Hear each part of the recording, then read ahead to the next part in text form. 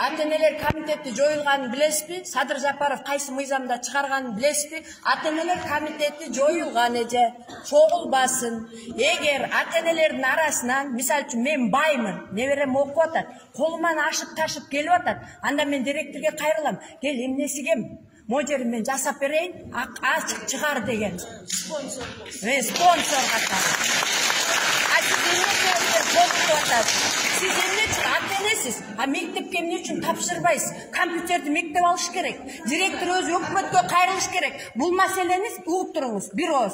Siz bul meseleni ata-enelerden barın çoğultup alıp durup, mına momça akça çoğuldu, boğu jeri gemeken dep devesten akçanı çoğultup alıp durup, emne için mektepti karjılap atasız. Hükümet bergen akça kayakta. Sizge kim hukuk berdi? Sizge kim hukuk berdi? Hükümet berip atat. Men hakikatçılar menen erteң Ulukbek Karabek ulu bolup mo жерге men көтөрүп келем. Men көтөрүp келem. Bir жерде баары каржыланган жаңы мектеп салынып бүткөндө mo жерде менин балам 7-класс окуучу.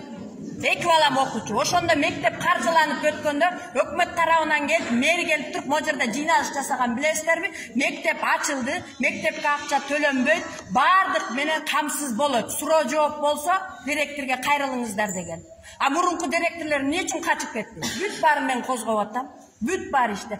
Сиз как вы имеете право? Акчаны чогултуп, силерден снимать эткен акча буга жетпей калды, тиге жетпей калды, муну алдык, тигини алдык. Сиз көтөрбөңүз аны. Сизден акча сурадыбы?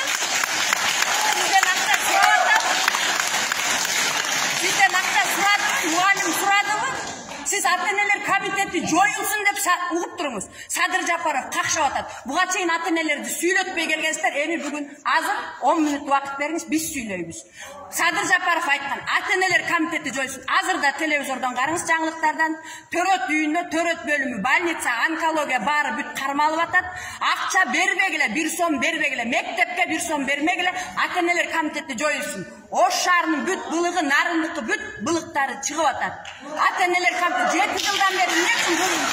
Мына, көз туруңуз. Анан жооп бересиз. Мен суроолорумду берип алайын.